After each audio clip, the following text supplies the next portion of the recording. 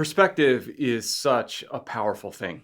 And we have to be aware that our perspective is limited. So, in every relational dynamic, in every situation in life, each of us only has a bit of the full picture. We can't see the whole thing. And so that's why we have relational difficulties, we have challenges, there's things that we don't understand, things we can't quite comprehend, situations that kind of make us go, what? Because we don't have the perspective, we don't see the whole. Which is why it's so important to listen to people, to see things from another viewpoint, to not think too highly of ourselves and think, oh, I've got it all figured out. From my vantage point, this is exactly how it is. That's not always the case. And so we need to be careful and wise about that. But the really cool thing is that we have a God that we're relationally connected to who does see the whole thing. Not just a little bit, but the whole. And by the whole thing, I don't just mean situationally. I mean the big picture from beginning to end and everything in between. He is. And so with him, what we have the opportunity to do is have perspective that we could never have on our own. And so when there's something we don't understand, there's something that doesn't quite make sense, there's something that we can't figure out, we bring it to him. And we say, God, well, what do you see here? What do you want me to understand here?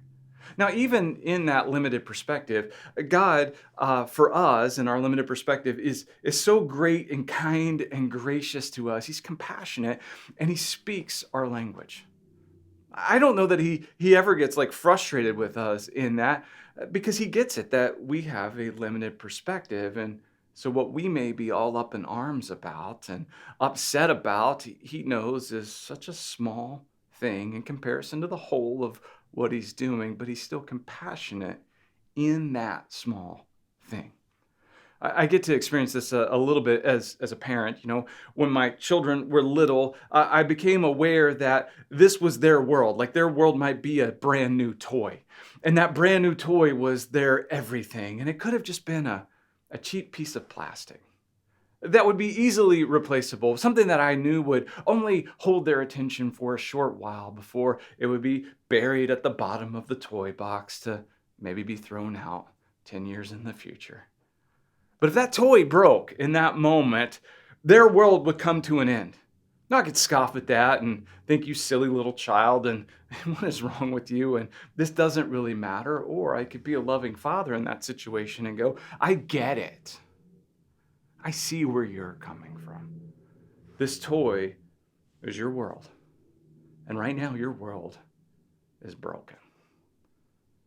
Now sometimes I could fix that toy and give it back, or sometimes I might just provide comfort and say, sorry, the toy's broken and ruined, and you're not going to be alone in that. I'll walk with you through it. Sometimes it was just understanding, or sometimes it might be, you know what, I have something better for you. Here's a different toy I think you'll enjoy more. But that's just again, a little bit of the big perspective that our Father has with us. Whatever you're facing right now, where your world is broken, it's real. I wouldn't ever tell you, oh, it'll be fine, get over it, don't worry about it, you're not seeing the whole thing. It's real. And you have a Father who is compassionate and gracious and kind, and he's with you in that brokenness. But he also has a bigger perspective. And so as you connect with him, ask him to let you see what he sees, to give you a glimpse of that. And whatever he has for us in those broken moments, let's trust him, because he is really a good Father and he speaks our language.